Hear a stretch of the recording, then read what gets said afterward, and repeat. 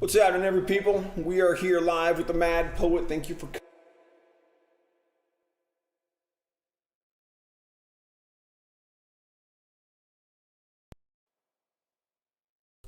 All right, now we're live with the Mad Poet. This is my. What's up, Justin? Thanks for the tip. Greatly appreciated. This is my second album, Infinity -1, that we're playing currently. I decided today we're going to do Infinity and the Finite. So I'm doing Infinity -1. We're going to follow it up with Finite Reality. And this one is set up a little bit different than normal on my sheet music, because this was my first album that put me into my rapid fire composition method. So the sheet music is not set up nearly as robustly as before. So I wasn't ready for where things were going to shut off. Got a slightly different, got a little shift of mindset I got to make here. That first song was also titled Infinity -1. Looks like we got some people in here. We got Obscure Mysticism Cults, Riff Brigade Assembly coming into us from YouTube. We got Gaiden X, we got Dot Grim. It looks like A Renee is here on Twitch. Anyone who might be tuning in from any other channel, welcome. Thank you for coming in. Thanks for being a part of the show. You are always appreciated. All right. So, for some people, you may recognize right away that the title of the album and the title of that first song are a reference to Douglas Adams and the Hitchhiker's Guide to the Galaxy. Infinity -1 was a mathematical special number for improbability physics in the Hitchhiker's Guide mythos. I'm a big fan of the guide. I've read it probably 14 or 15 times. I think that might be the next thing that I read again. I'm reading Musashi right now, which is a Japanese classic, and it's a great read. I'm about, I don't know, I'm probably about 40% through that, not quite halfway, and whew, good book, very good. But it's been a while since I've read the Hitchhiker's Guide.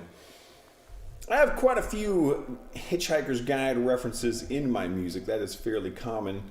And this next song is also no exception. Another very important number from the Hitchhiker's Guide to the Galaxy. This song is titled 2 to the power of 276,709.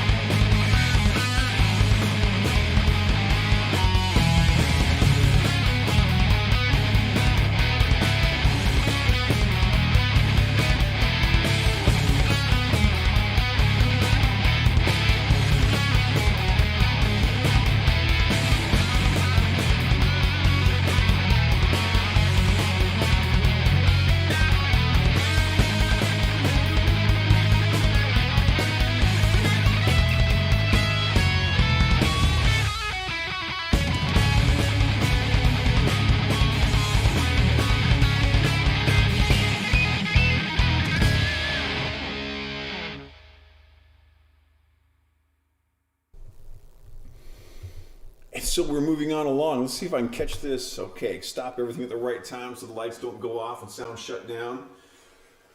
For anyone who may be just coming in to watch our little show here, I am the Mad Poet. You are an audience. We are the Mad Poet Society. This is what we do. I play instrumental metal. Someday I may sing. It could happen. Still working toward that. Thank you, Doc, for the compliment. Much appreciated. Yes, this is what we do.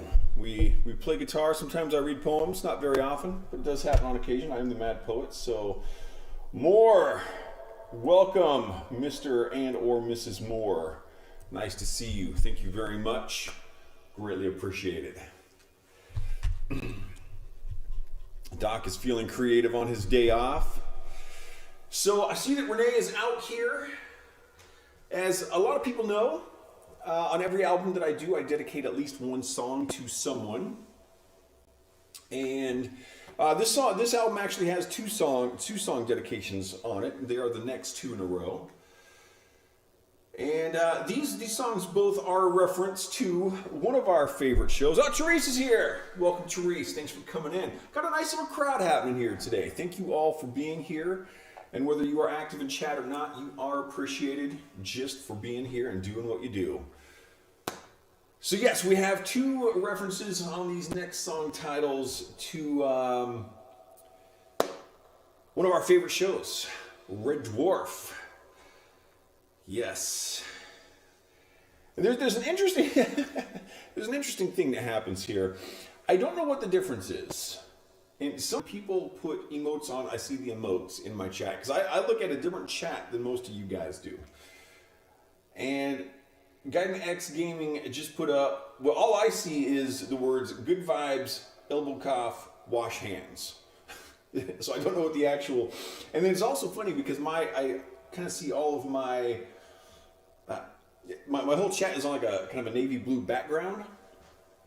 So sometimes people put up like a teddy bear and it'll look like a Thanos glove or something. So I don't always see emotes very accurately. So if I do not give the expected reaction to your emotes, you know what's going on. But welcome everyone. Glad you're here. In reference and in deference to the great and mighty Red Dwarf, this song is called Echoes of the Future, and it is dedicated to my extremely awesome daughter, Renee.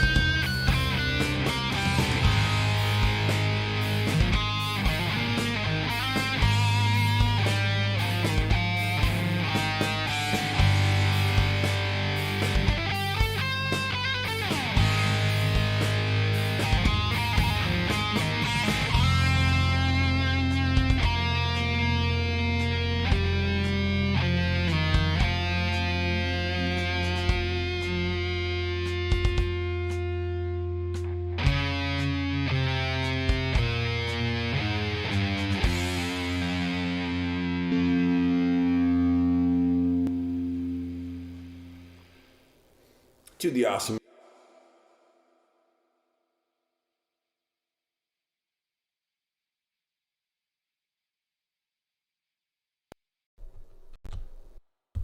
That one turned off even sooner than expected for the new system. I'm going to have to go in and redo the in-betweens, I think, on these songs and get those set up a little more robust. There's things I can do to change the sheet music and the in-between light signals to make that better. Bunny rabbits, no pancakes here, as Doc has so adroitly pointed out.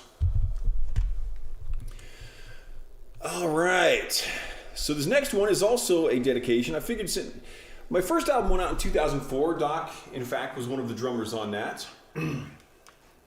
And he and Braden were both just awesome to work with, as was Dave, who produced it. And had a guy named Chris doing bagpipes on that. Had a few guests on that one. Worked out really well. It was a very long-term project, but because this was my second album, and it was 16 years later. Is that correct? No, 14 years later. I decided to dedicate a couple songs on it. I knew that I was going to start doing a rapid-fire setup, and I'd be dedicating songs, but I went with Renee, and of course with my awesome Miss Sarah. And so this is another slightly slower tune. I want to make sure that everything's set up correctly here. And this time, Gaiden X Gaming's icons, emotes, showed up. Therese actually played bass. I don't think you played on Confusion. You played on the album with my heavy metal band. You played on a different album. I don't think you played on my solo album.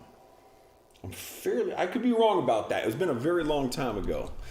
Like 5,000 years ago, because that's how old I am. If you did, though, either way, thanks. So this next song is another Red Dwarf reference and dedicated to my awesome Miss Sarah. This is called Smeg.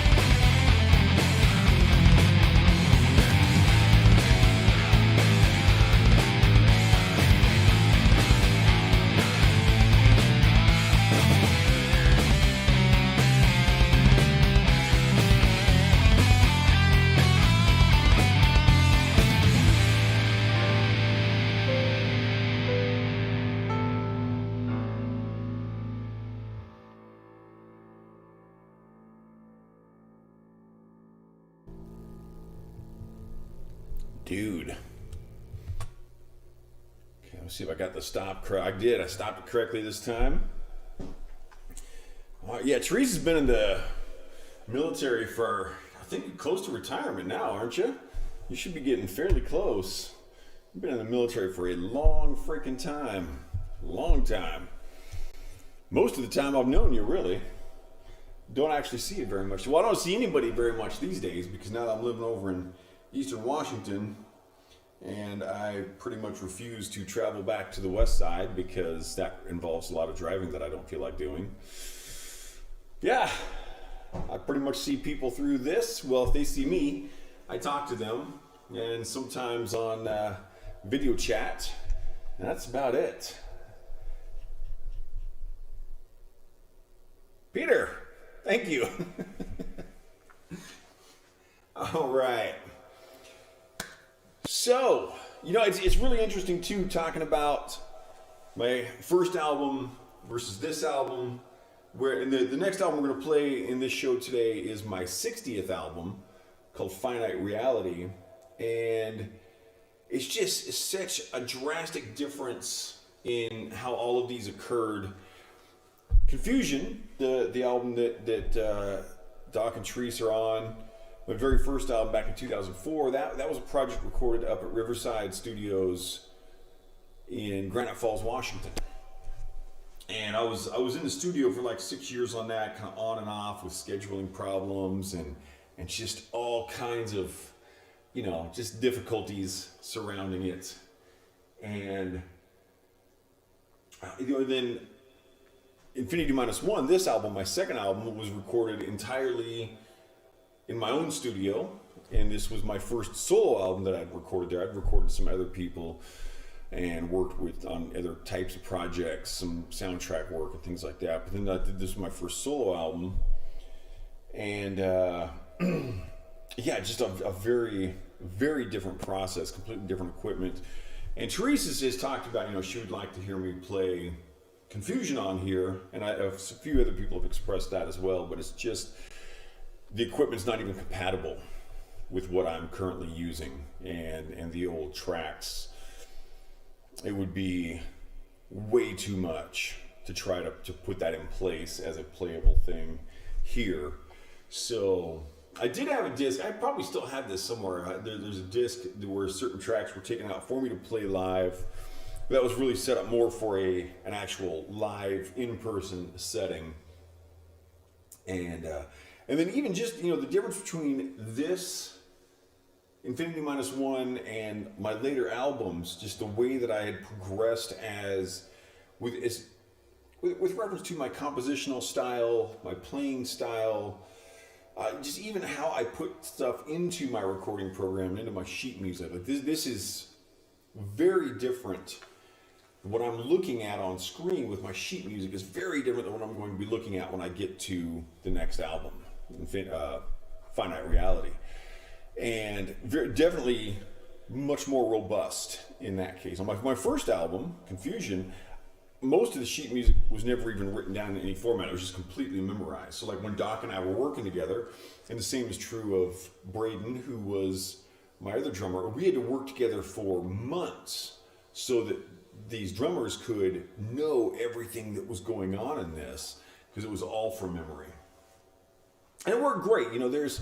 I've heard some people say, talk about there's a right or wrong way to make music. In fact, there's a great documentary by Dave Grohl called Sound City, and it's about the recording studio called Sound City that through the 70s and 80s, hits were just pouring out of Sound City. Like on the radio, a lot of the stuff you listen, like the Pat Benatar and Rick Springfield and Tom Petty. Nirvana actually did their first album there. Just Hart recorded there. Neil Young, I believe McCartney recorded there.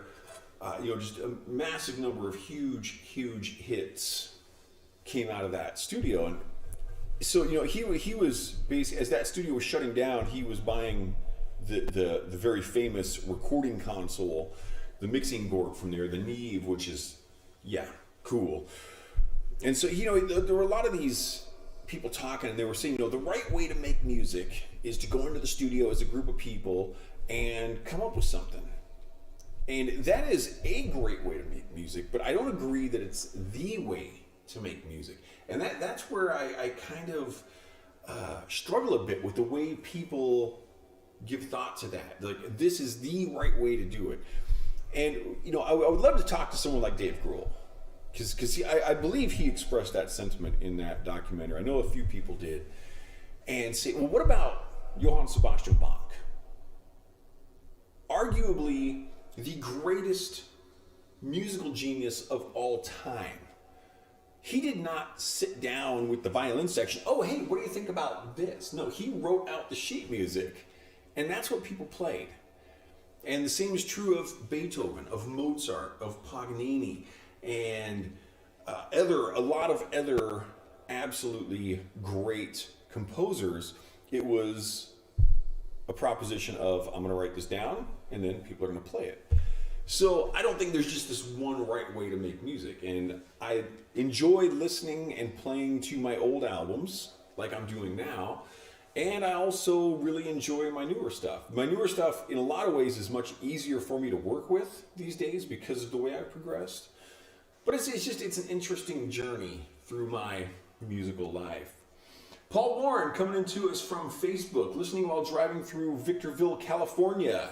Will tell the citizens of Victorville that the Mad Poet says hello.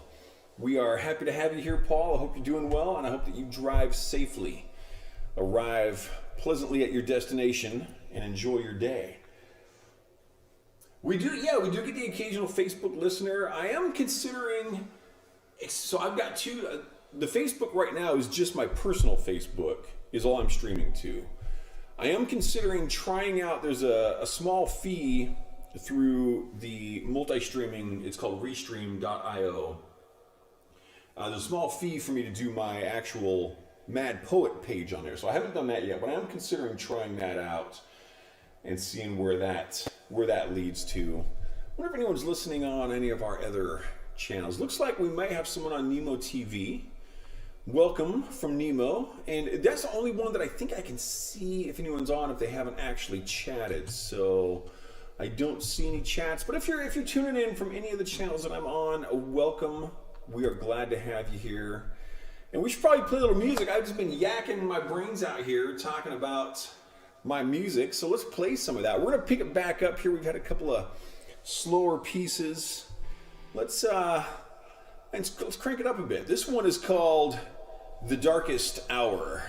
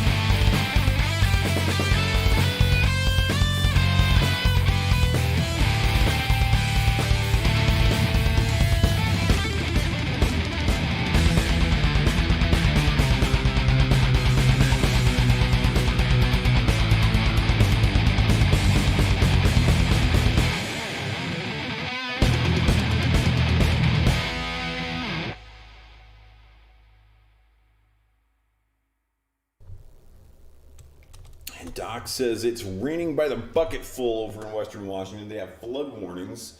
It is kind of cold and dry over here in Eastern Washington. And not even, it's actually warmed up over the last couple days. I went out for a nice, about 5.5 mile jog yesterday, and it was great. It was very pleasant. I really quite enjoyed it. I've learned a lot. I did this 65th album that I'm working on has been just absurd. Excuse me. There was the one time that I lost all of my recordings and had to start over. Fortunately, losing the composition. And so that was interesting. And then there's the fact that it's 15 months now in the making, which is my third longest. This Infinity -1 is actually my second longest, and Confusion was my longest. I spent close to 2 years on Infinity -1, but that was largely that I was learning the process for how I was going to go about my rapid fire music releases. And with Infinity -1, so that I was developing. This one, the time spent is because of everything that I'm learning about new processes to do this the way I want to. There have always been some deficiencies that I was hoping to rectify in all of my albums. So I feel like I've rectified most of those, but I was out running with it yesterday. Lee, welcome to the show. Thanks for the tip. Much appreciated. So I was out running with it yesterday. There's a song on there called Fistful of Light. And that song was really the reason that I delayed the release. I was listening to that song and I'm like, this has got some really cool, intricate parts in it, and I'm not hearing them properly. When I listen to it, there's not enough clarity in the parts, and I really wanted that, and I didn't know how to get it. And what I realized was I didn't know what a kick drum should sound like. I didn't know what a bass should sound like. I really didn't even have a very good idea of what a guitar should sound like, which seems crazy as long as I've been playing and recording guitar, and as much as I've done with this. It's like I started listening to multi-tracks from other artists for the kind of sound that I wanted. I'm like, my bass sounds nothing like that. My kick drum sound, my snare, they sound nothing like this at all. And so I started looking into it. I'm like, well, how do you get the instruments to sound this way? And I didn't know how to do it. And I've contacted like a bunch of audio engineers, and I never hear back from them. It's unfortunately a fairly typical music industry thing, is you just never hear back from people. And it's kind of unfortunate. But, excuse me, some water. But I have slowly been working through all of this, and it's starting to really sound the way I want it to. And so I was out on my jog yesterday, and this song, Fistful of Light, which when I was composing it, I thought this is not going to be a very good song. And now it's become just one of my absolute favorites. It's definitely my favorite on that album. And I'm out running with it. There's this one section where this kind of slow solo comes in with these really heavy chords. And it's just, and I'm on this open road, and you can see just for like miles and miles. And there's these green fields all around and desert off in the distance. It's just like, just such an incredible bit of just a moment in time. It was beautiful. Anyway, that's my update for Incomprehensible Isolation, which is the name of my 65th album. I think a lot of people are going to interpret that title as being about this pandemic stuff that we're going through. It's really not. There is a gentleman that I follow on Twitch, goes by Ragnarok. He hasn't streamed in a long time, which is unfortunate. He's a very cool guy. And in his bio, originally when I first started following him, he had this kind of poetic description, and it ended with this term, incomprehensible isolation. So I messaged him. I'm like, I'm going to use that for my next album name. And he thought that was pretty cool. So hopefully I'll be able to get in touch with him when it actually does come out, so he can come watch the release show I still don't know when that's going to be. I'm not there yet, but I gotta say it's starting to get there. Mushroom pizza. So we've clearly got some people in our chat room today who are just sick, disgusting individuals. And that person's name is Doc. And so there are people in the world, okay, kids, I'm sorry you're going to hear this from me. I'm sorry if I'm shattering the understanding of the community you live in, whether you're children or adults, but there are bad people in the world. There are bad people in this world, and these are people who put mushrooms on pizza.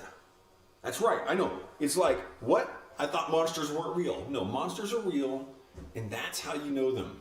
They put mushrooms on pizza. Or they just eat mushrooms. It's just wrong. I don't understand the mindset, how a person's mind can become so twisted as to do something like that. It's baffling. So, there you go. But thanks for the $5. I do appreciate that. Because even monsters can give tips at the Mad Poet Show. All right, we're going to slow it down a bit again. I'm going to get some clean tone guitar going.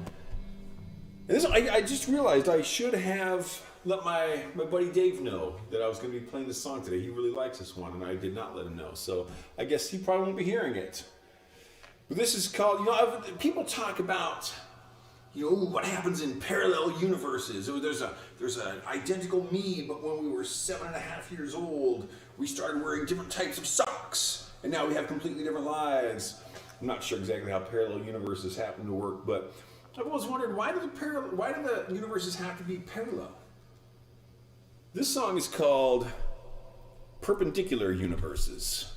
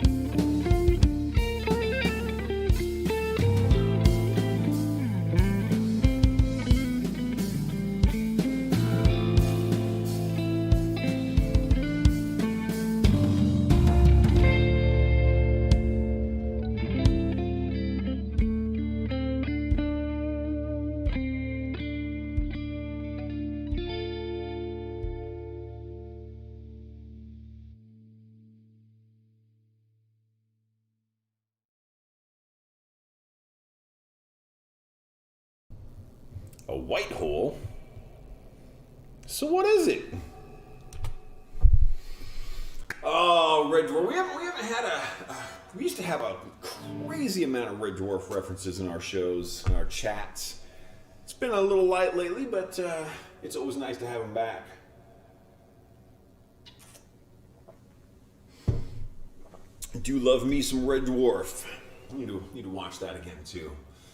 Usually, I don't really watch shows so much. Like when I'm composing, or even a lot of times when I'm working on production, I like to have just a little bit of a distraction going on. Not anything crazy, just a little. And there's been some studies done that if you have a little bit of a distraction, then you actually tend to work a little better than if you have just a completely perfect environment. And so what I tend to do is I will take off on. I've got a 3-monitor setup. So like right now I'm looking at sheet music here. I've got my broadcast software here, my chat and information over here. When I'm composing, usually in my left-hand screen, I'll just put a sitcom. And I do sitcoms mostly because they don't have soundtracks. They have a laugh track. So if I'm working on music, I don't get distracted by the music in the show. And so that's how I will watch Red Dwarf again. And there are a few parts in Red Dwarf that I do got to skip because there are some places with some songs in them. But Virginia, thank you very much.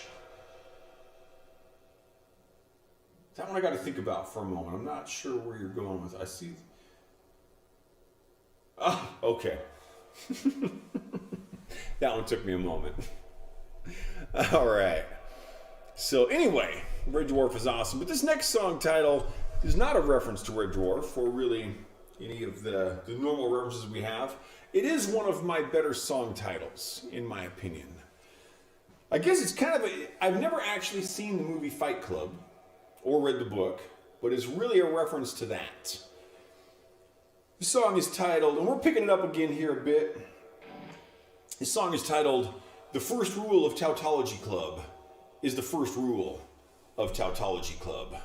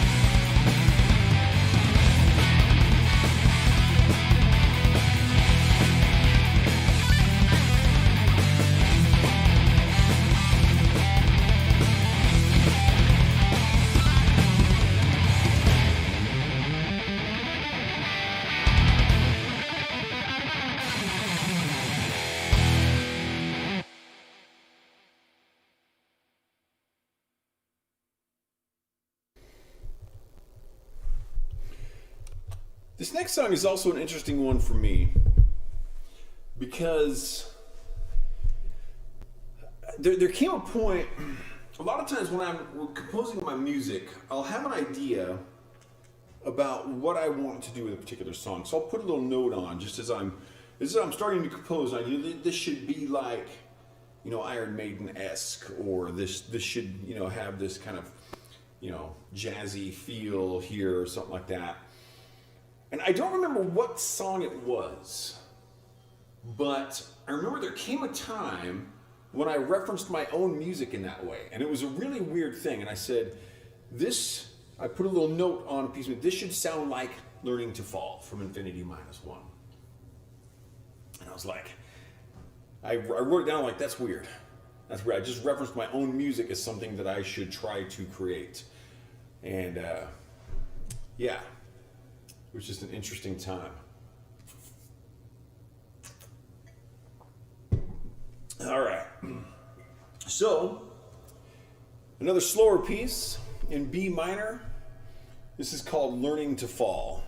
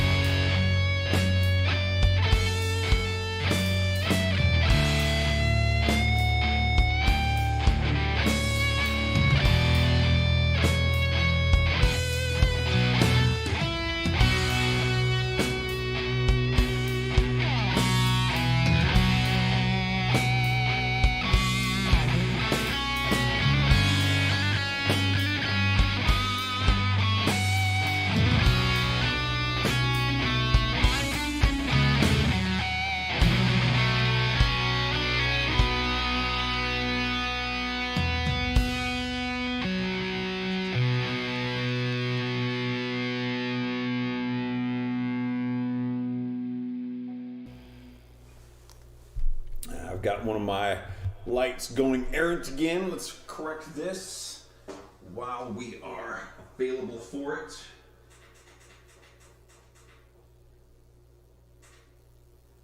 Actually, my second one of the day. I had the light go errant about 10 minutes before we started. So we are tracking well.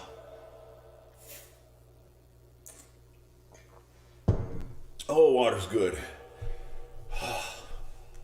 I like almost never drink soda pop or I've never had an energy drink ever. Have no desire to have an energy drink.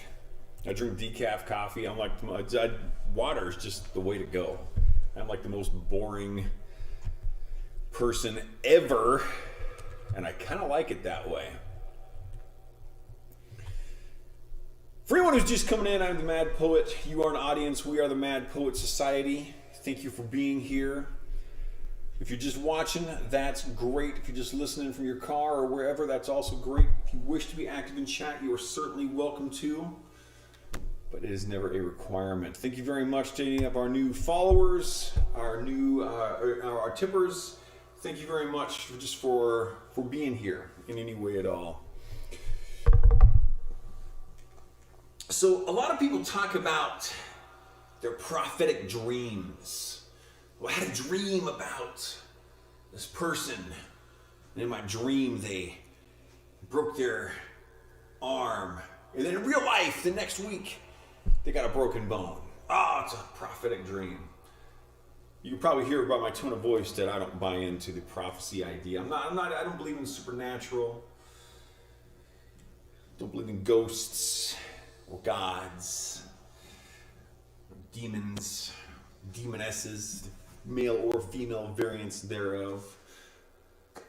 But I don't believe in prophecy. But it's a fun thing to have in our stories and our song titles. So a lot of people talk about prophetic dreams, but this song is called Prophetic Nightmares. Oh, and I almost forgot. Whoa, slow down, little Randy. You guys are going to be excited about this because, ladies and gentlemen, we have arrived at the first G-sharp minor portion of the show. You are welcome.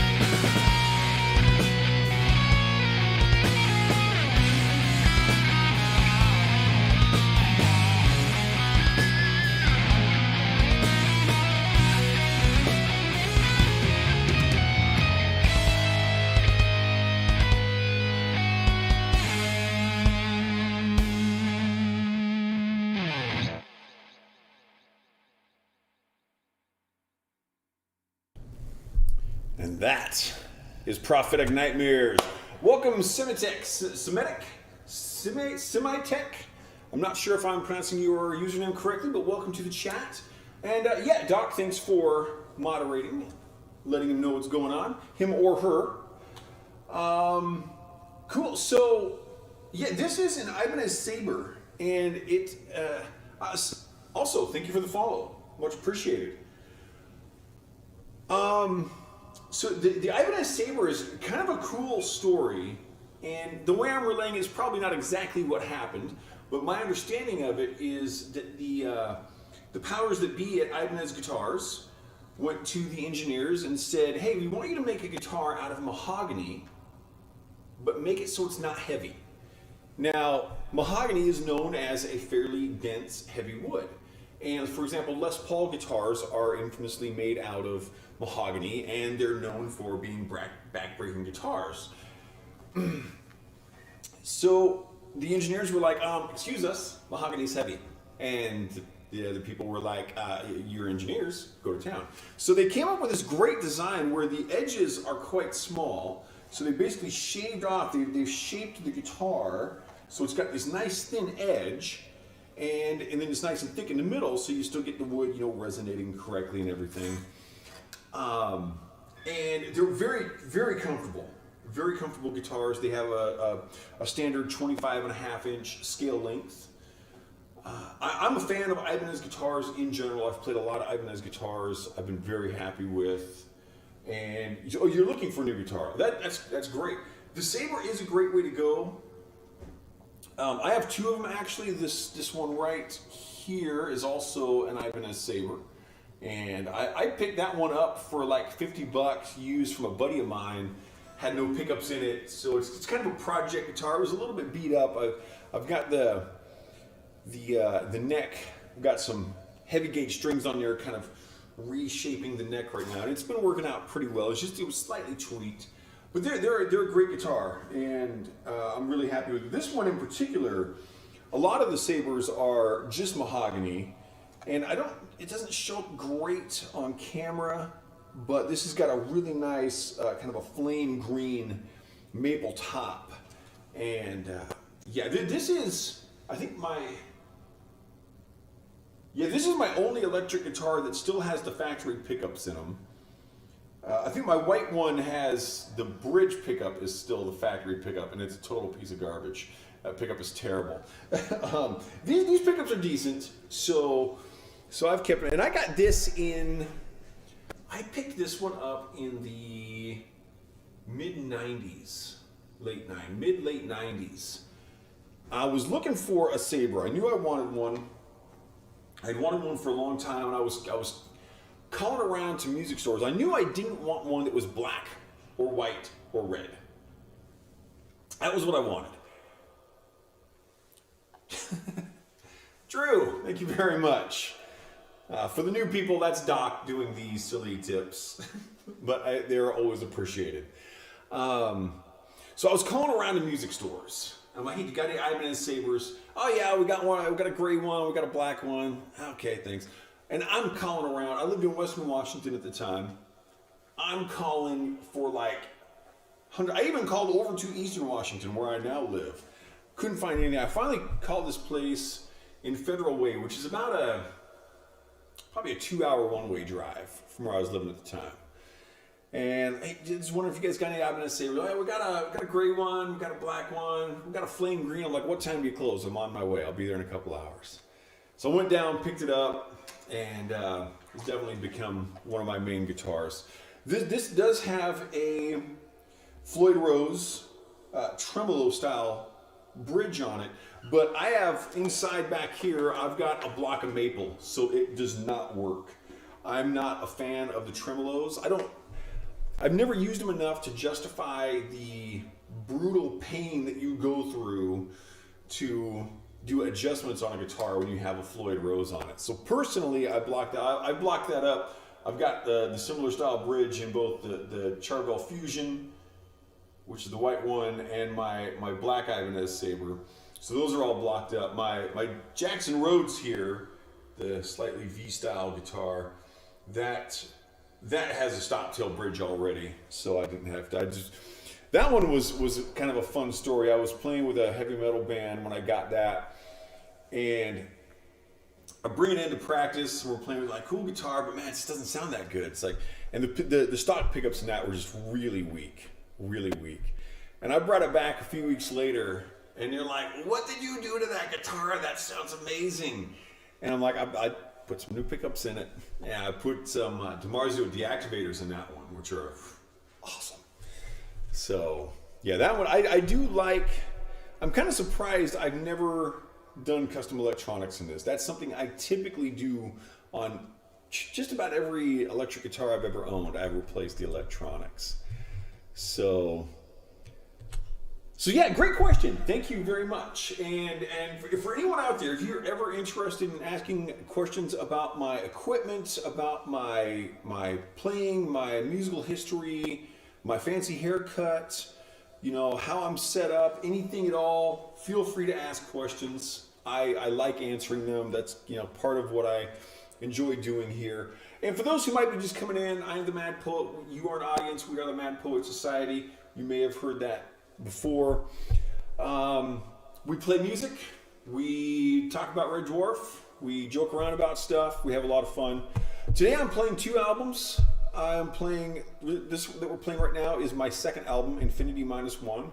And I've got one more song left on this, and then we're going to switch over and we're going to do my 60th album, which is called Finite Reality. And so I'll have a slight delay there. And yeah, so there's one more on this. And Sematech says, fairly new to guitar. That's great. You know what? Play every day. Just play. I always tell that to my students. I'm like, just keep playing. Even if, like, I have a student named Michael. I've had this guy for a few years. Very cool guy. He stops into the shows occasionally in the chat. And he and his wife were selling a house, buying a new house. You know, he's my age. I think he's a little bit older than me. Got grown kids. He's got some grandkids. You know, he's got a job. He's busy. And so they're selling a house, buying a new house, getting ready to move. And he comes in for a lesson one day, and he's like, "Man, I haven't picked my guitar up for 2 weeks. I haven't played any music. I haven't hardly been listening to music." And I'm like, and he's like, I'm not sure where to go with this because I've got so much going on. And anyone who's ever been through the process of buying a new house, you're gonna be busy. So I said, here's the thing: play guitar for 1 minute a day, just 1 minute, because that you do have time for.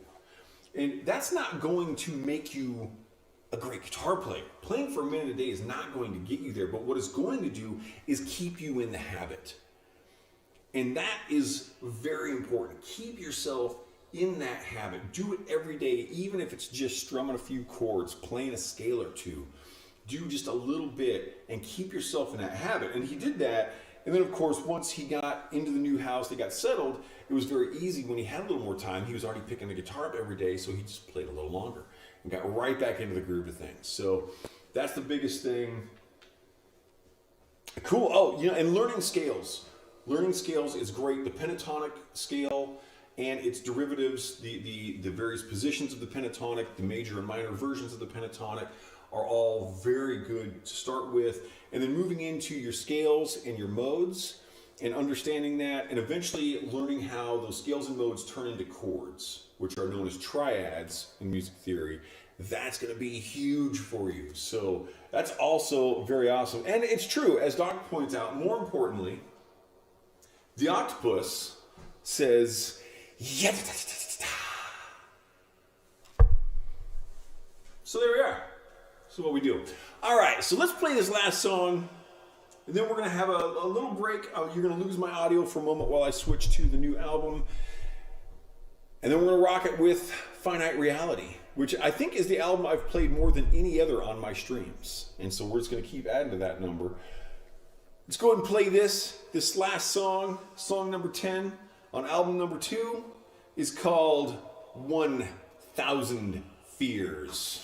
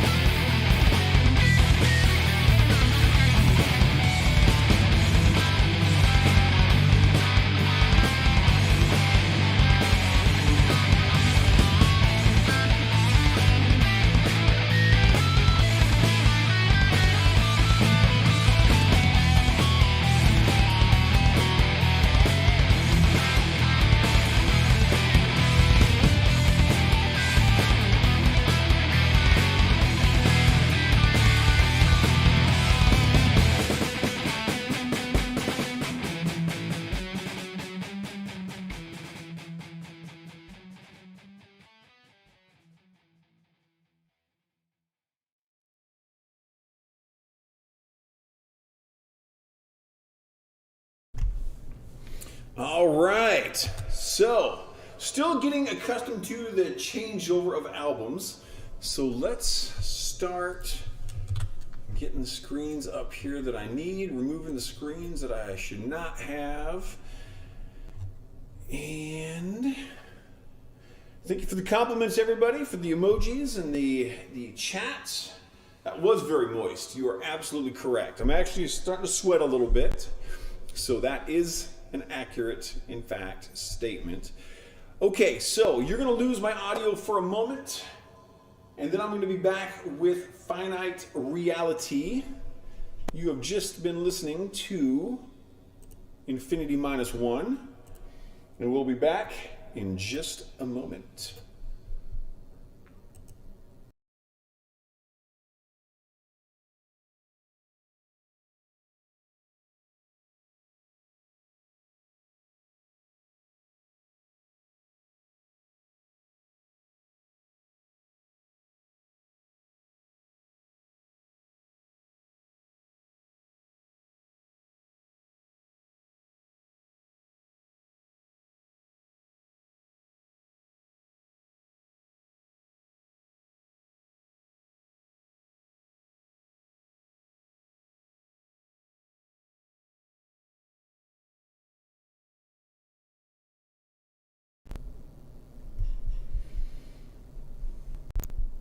All right, if I've done this correctly, we've got audio again. And looks like we do, so that's good. Let's get our camera going. Hey, looks like we are, but that was so far a fairly smooth transition. Let me find the sheet music because that makes a difference. Good, you hear me? That is good, that makes me happy. So we are back. Looks like I've got Finite Reality up. As I said, this is, I believe, the album I've played more than any other on my show. It is a very fun album.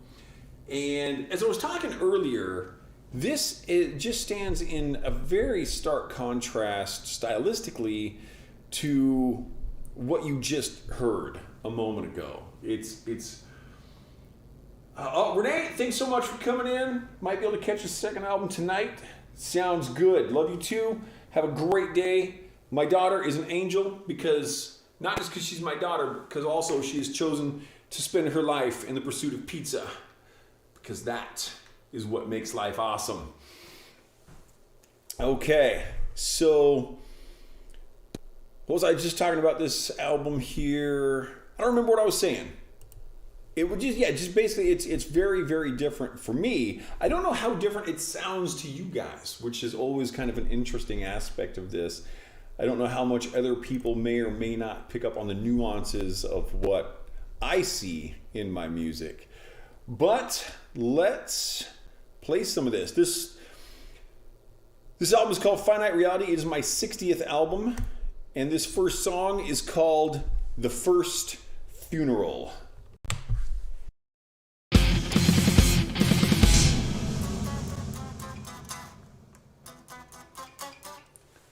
And I would like to think that my guitar would have sounds coming out of it.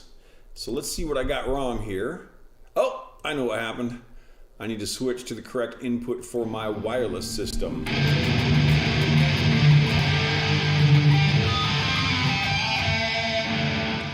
There you go. I do put the fun in funeral, and funerals are in fact fun. All right, so let's try this one more time, kids. Here we go. Maybe. I think. Something.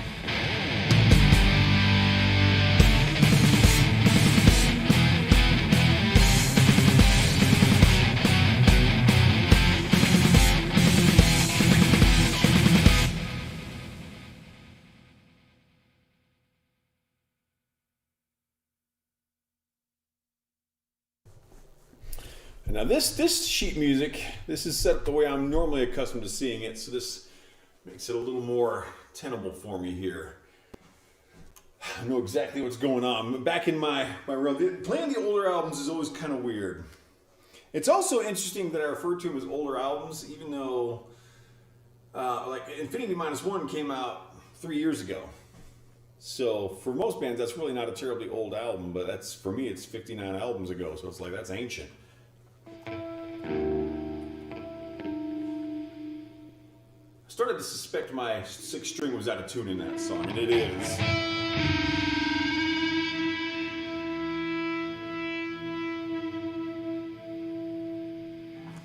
Had to kind of make some modifications along the way. How long did it take you to learn where you are now? I've been playing guitar for about 38 years. I'm 50 years old. And definitely it is a journey the entire way.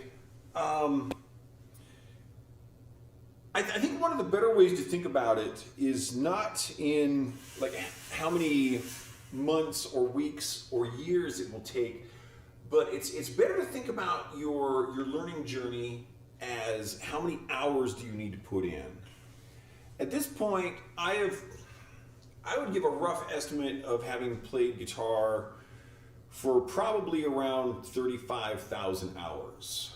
And you know, there's the adage of to become an expert at something, put in 10,000 hours. And there's a lot of argument on both sides of that. I think some people misinterpret it, but the point is you definitely do have to put in the hours. One thing you'll find is if you look at the 10,000 hours to expertise arc, it's not just a straight line.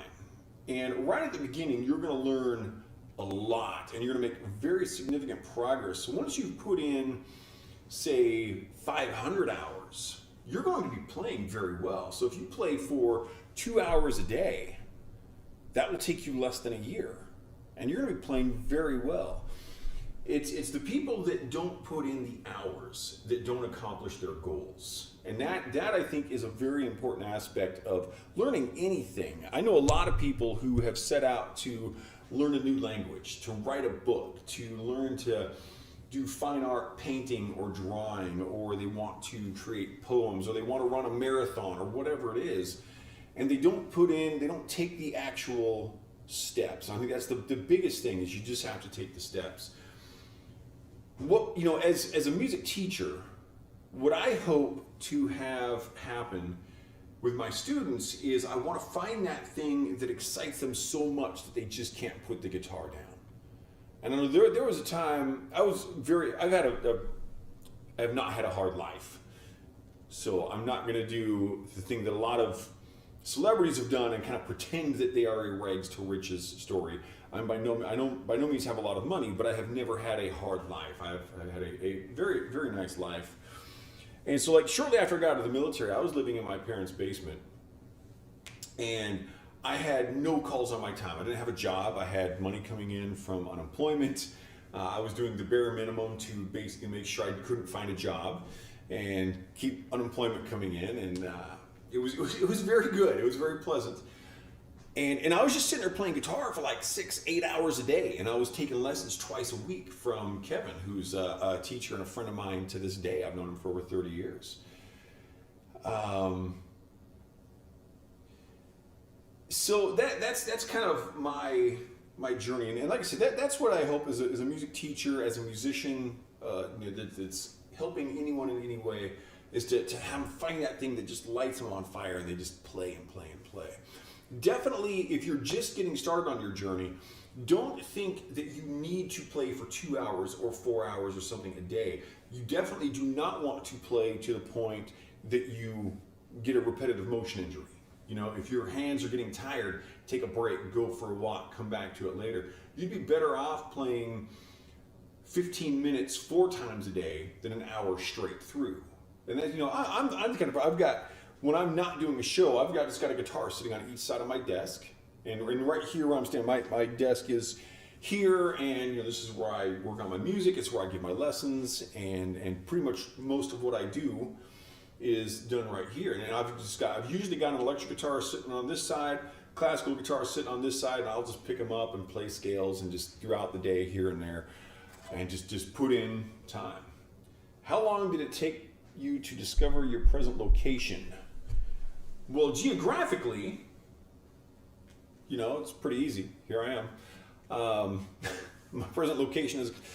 So if I was to interpret that question, I believe the doc is being silly here, but if I were to interpret that question as how long did it take me to discover my present stylistic approach to making music, I would say, it's kind of interesting because it's a conglomeration of different events that led up to where I'm at. And so stylistically, I've really just kind of arrived here in the last 5 years, maybe even 4 years. But the skills necessary to do that I've had for probably the last 20. So it's just, that's where my journey finally took me, and I started doing all these albums. So different ways of looking at it. There you go. There you go. Also, Semi-Tech, if you are interested, I do teach online. If you are interested in my approach or hearing more about how I like to do this, I always offer a first lesson for free. Feel free to contact me if you're interested through themadpoet.net. That's the easiest place to get in touch with me. There are links on Twitch to themadpoet.net.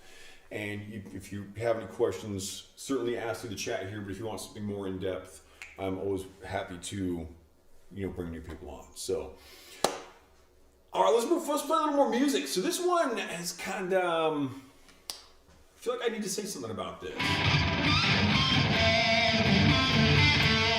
So we kind of got that kind of a motif going through here. And what I do on these, since I do have some interested future musicians, when you're seeing me play, if I'm playing rhythm guitar, kind of stuff, kind of chords and stuff, then that is written out. I've got sheet music scrolling along in front of me, along with my music, so I don't have to have it memorized. And then for my guitar solos, I'm improvising. That's all made up on the spot. I have no idea what solos I just did. I know there were mistakes in there that I tried to work my way out of, and there are things that I played well. But what I'll often do is the case of this song, is I'll have a little motif. So the solo that I've written, actually composed, is just, and then about 4 measures later. So that's all that I've actually written of the guitar solo, and that just kind of informs what I'm going to be doing as I go along. So that kind of bluesy little bend at the beginning, that kind of helps me kind of get a feel for it. Everything I've learned in my life, I learned in 1 minute and 26 seconds. Doc is a brutal genius. And he's a very good drummer too. I know that he likes to play humble with his drumming, but he is spectacular. He's also come a long way with the bass. And he did all that in 1 minute and 26 seconds. So there you go. This next song, I'm gonna play some music here. This is called The Ghost of Temptation.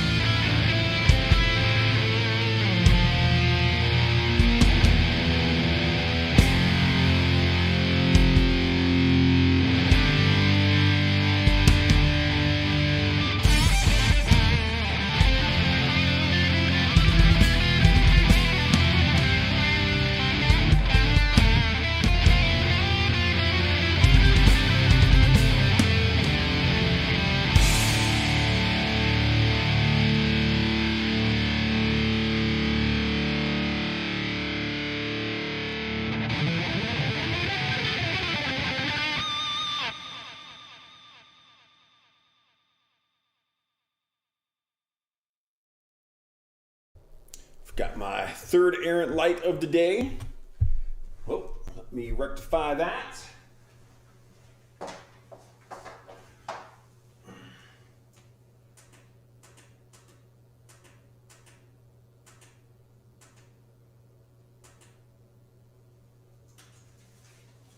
These are fairly cheap lights, and that's why they're not. There's some imperfections in them, but I did have a set. They were much cheaper when I first started doing this, and they all died after one power outage. I woke up one morning to set things up. Power had gone out overnight, and none of my lights worked. Unfortunately, I didn't have nearly as many back then, so it was a little easier loss to handle. But these, I mean, you can find these for like, 10 to 20 bucks each. Well, most of these ended up costing me around 10, so they're not the high-end lights. Oh, 42, 42, 42. Yeah, you know what? We have a somewhat regular, I don't think that they are on today, to go by Xena Queen on YouTube, who a while back said, I want to hear one of your poems. So we have a tradition of me giving some sort of a little speech whenever the number 42 has been brought up 3 times. Let's do a poem. We haven't done that today. Let's see if I can find a nice evil one here. I gotta find my stuff. Okay, there we go. There's that. Boom. Let's do, all right, I think Doc's going to approve of this one. It's a shorter poem, very appropriate for what Doc is after right now. This is called Aggressions. I've never read this one publicly before. Doc, pay close attention to the last line. Thunder rumbles in the sky. I don't know the reason why. It seems to me it's crazy, but I know how, just maybe. Out in the snow, it's falling. I'll make it right. My calling. I will go there, for somehow it may be wrong, but not now. Sometimes it all seems so unreal. And just to show you how I feel, I'm going to take my aggressions out on a baby seal.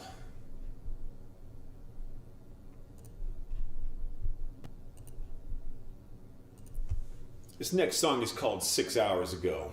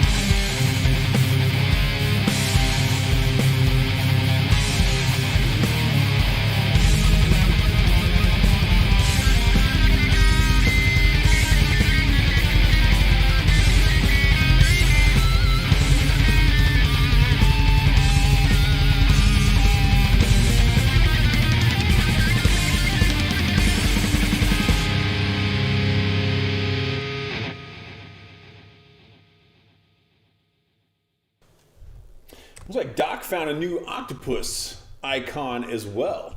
Awesome, because octopuses or octopi, whichever you prefer. Now, some people get really uptight about the plural of octopus because technically it should be octopuses. But octopi, my thing about that, when people get really pedantic about like, grammar and stuff, it's like, do you not know what the person intended? Do you really not know what they meant? Oh, they said octopi. I don't know what they mean. Maybe they mean they need a fork for their pizza. Satan is good. Tip $5. Thank you, Satan. It's always great to have Satan here in our chat. A welcome participant at all times. Thank you very much. Thank you for your approval, Mr. and or Mrs. Satan. Welcome to the show. And welcome to all. For anyone who may be just coming in, I haven't mentioned this for a while. I am the Mad Poet. You are an audience. We are doing a show. And I see that it looks like we've got some people on Nemo watching. So apparently, the what am I trying to say here? Nemo TV, Nono Live, Africa TV, Vaughn Live, and Picardo. I know very little about those. I am streaming to them.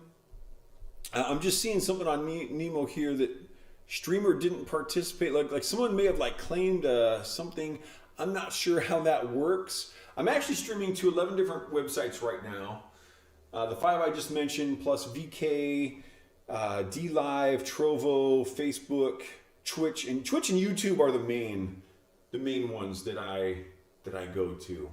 So apologies if you're on another channel and I'm not seeing you. The chat thing is it's imperfect.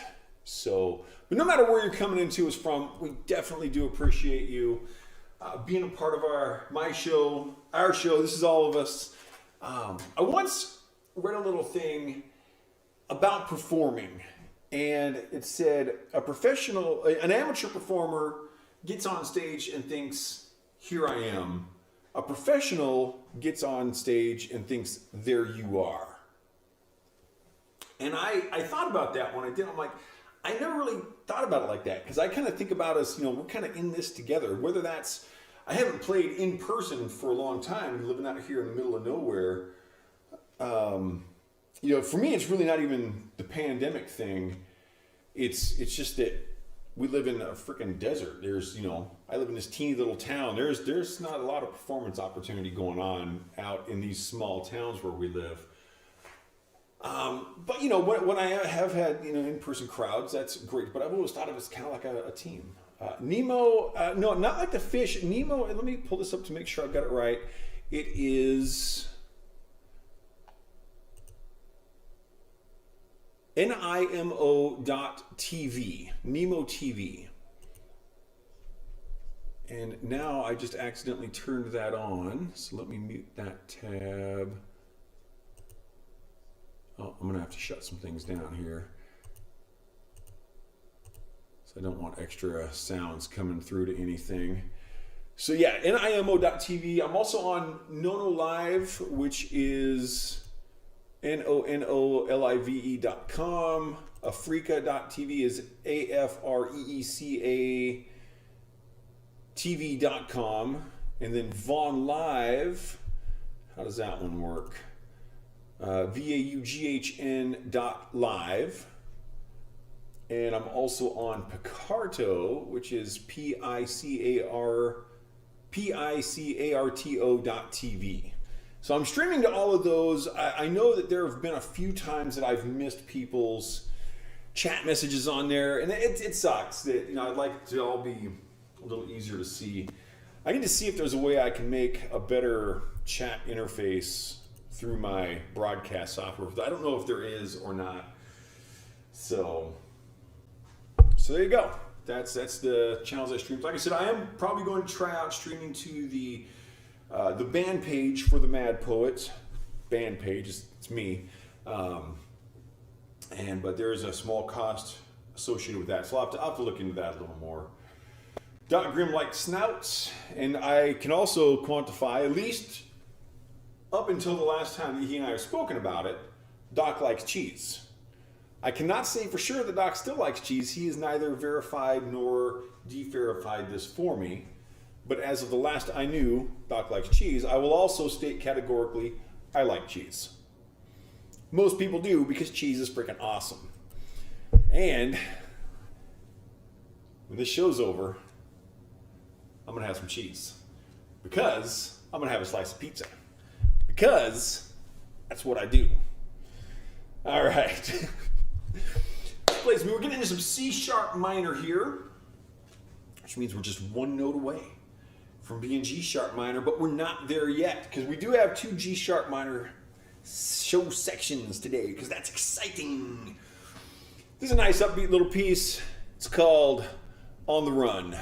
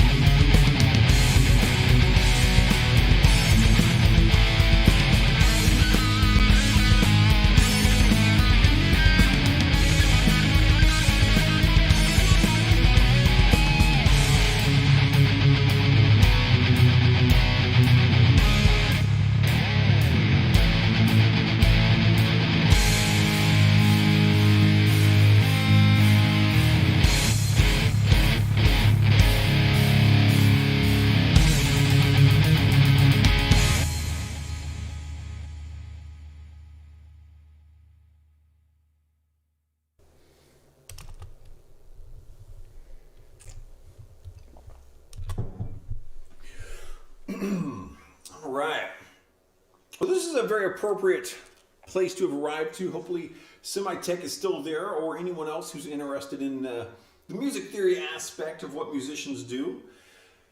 From a music theory perspective, this song is an interesting one. I play it in the key of E Locrian, which would be equivalent to F major or D minor, but I'm centering it around the E note. And the Locrian concept, the Locrian mode as we call it, is what's known as diminished. So it has a very abrasive quality to it, and it doesn't tend to resolve. And in this song, if I recall correctly, I go from E Locrian to E Phrygian or E Aeolian. So I basically go from a fairly unfriendly mode to a fairly friendly mode, and then back. And so it kind of moves around a bit, but it's always interesting doing an improvisational solo in a diminished mode, because it's like, how do I achieve a resolution? Where do I modify things? How do I use pedal tones and dominant substitutions and things to achieve some sort of a resolution? So it's a fun approach, and it also has a very appropriate title. This song is called "You May Be Wondering."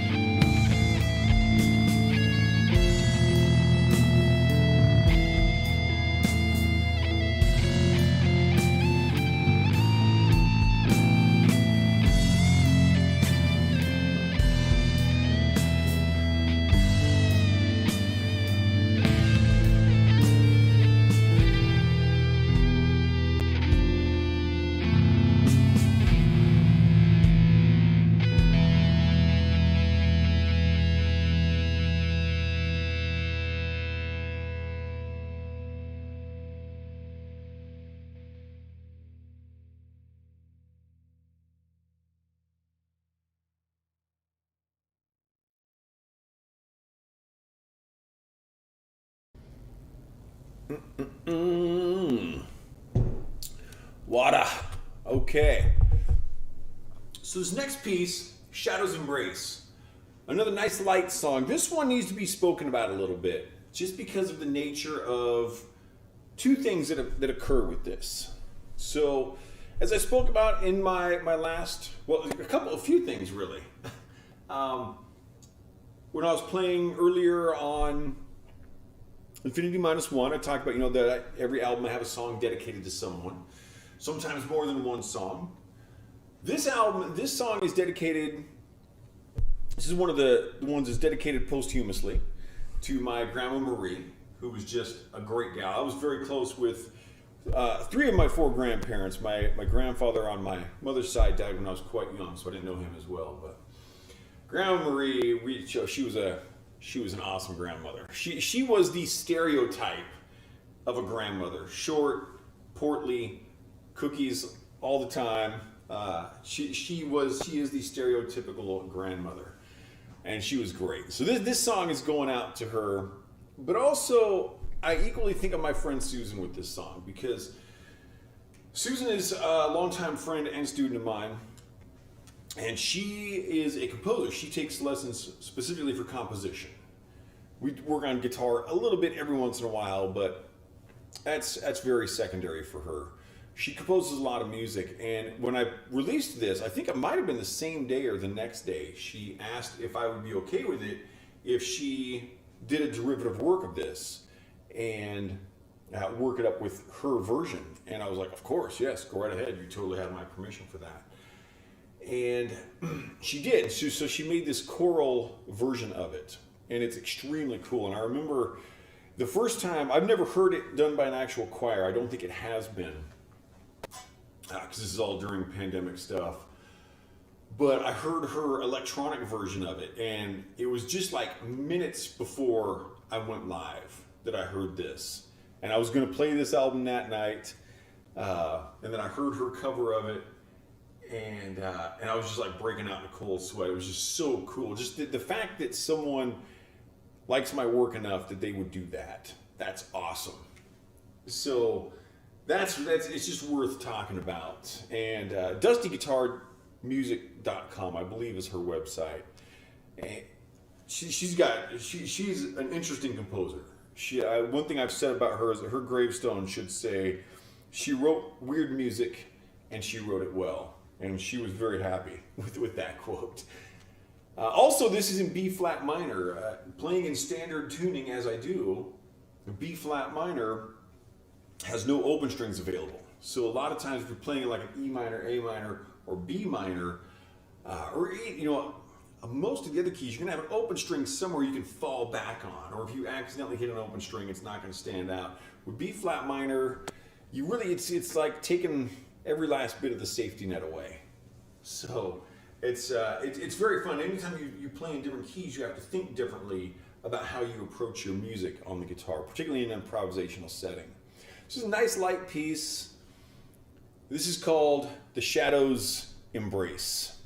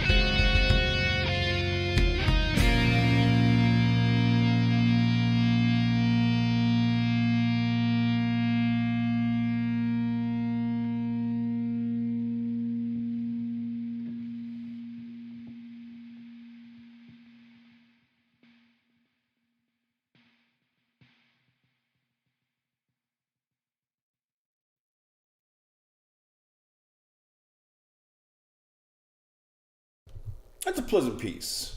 That's enjoyable. I like that. My lighter pieces are definitely, it's very different. You know, it's the way of playing through my lighter pieces, my really upbeat, fast, raging pieces, my more kind of medium, straight ahead rock pieces. It's fun for me the way I got to think about it. And it's fun for you because, ladies and gentlemen, we have arrived at the second G sharp minor portion of the show. You are welcome.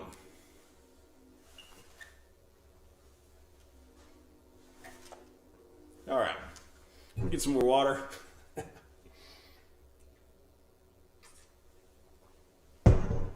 All right. This is called To Think Beyond Rationality.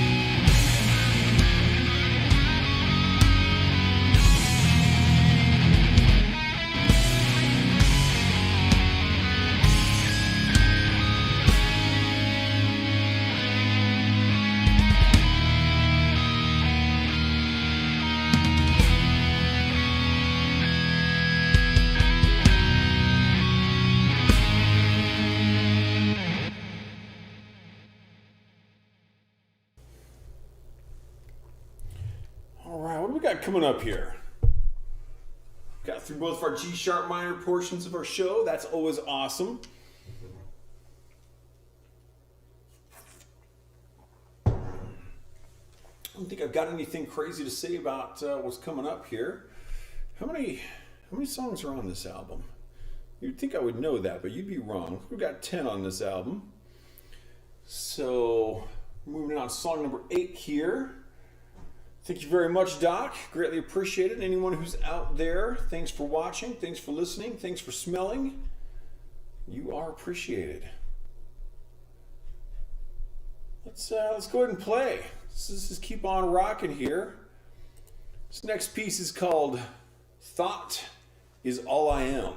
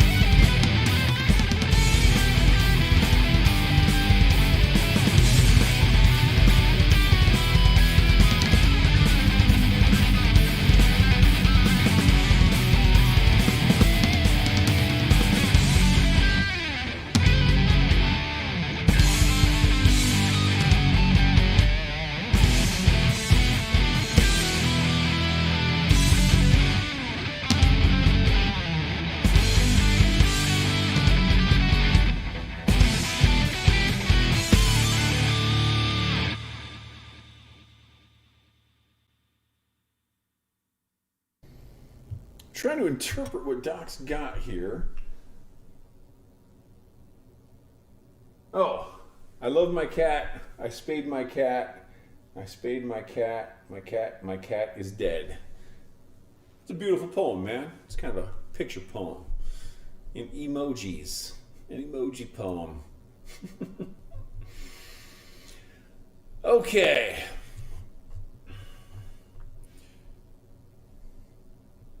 Thank you very much. Okay, so I'm starting to get hungry. I've not eaten my first meal of the day, but we only got 2 songs left here. So we're coming up on the end of the show. We're moving toward the end. And oftentimes, these last 2 songs, I think, are the reason that I play Finite Reality so much. These have some very cool stuff going in them. This next song is called A Pile of Skulls. Oh, the last one's a club. Okay, gotcha. I spayed my cat. I clubbed my cat. Got it. Yeah. Again, sometimes my blue background on my chat, I haven't found a way to change that. So sometimes that makes it a little challenging to see some of the emojis. This one, I find that I really have to be cautious because it opens up with this really easy little, just really easy. But I find myself often getting either to the wrong string or the wrong fret on that. So I have to be very cautious when starting this particular song and make sure that I'm actually on string 3 because that makes a big, big difference in how this works. But it's got a great feel to it. And then I'll talk more about the next song, which was kind of an accidental music theory thing. So we'll get to that. But these 2 songs, both very fun for me to play. Let's roll into this. This is called A Pile of Skulls.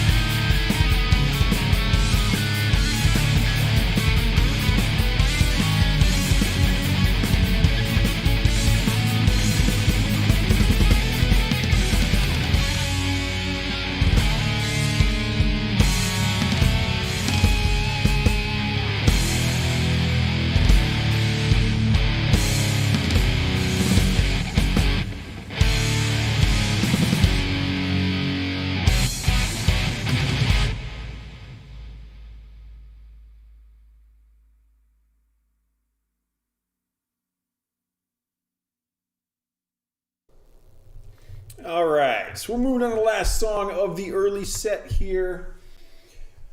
Gets the Kiss title. What do we got?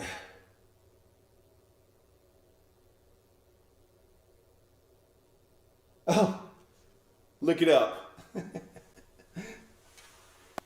Nice. Let me know if I got that right. I'm pretty sure I did. Doc comes up with some very good stuff in chat. I don't actually know a ton of Kiss songs. I did see them live once. A very cool show. And, you know, Kiss is just a very, very important band as far as development of performances go.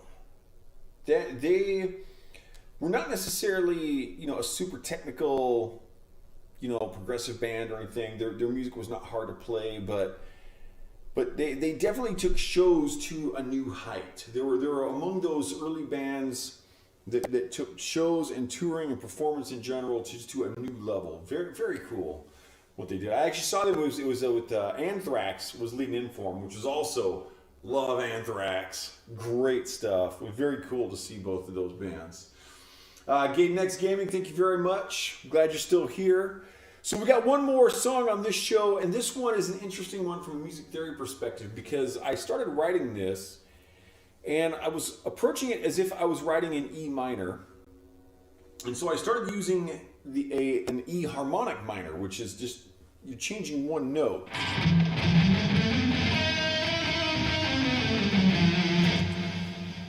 And then I realized partway through that I was actually in E Phrygian, which is not where you would normally use that, what we call a sharp 7. And so I was like, you know what, I'm just going to roll with it. So I kind of invented a new scale. You can't really, there's only so many combinations of notes. You can't really invent a scale that's never been played before. But so I wanted it made some very interesting chord combinations, and it makes it very interesting to try to solo over because it's just kind of a weird set of notes that I'm working with. So I kind of go back and forth with the harmonic minor, the Phrygian. I'm kind of all over the place in this one, and it makes it have a very unique feel.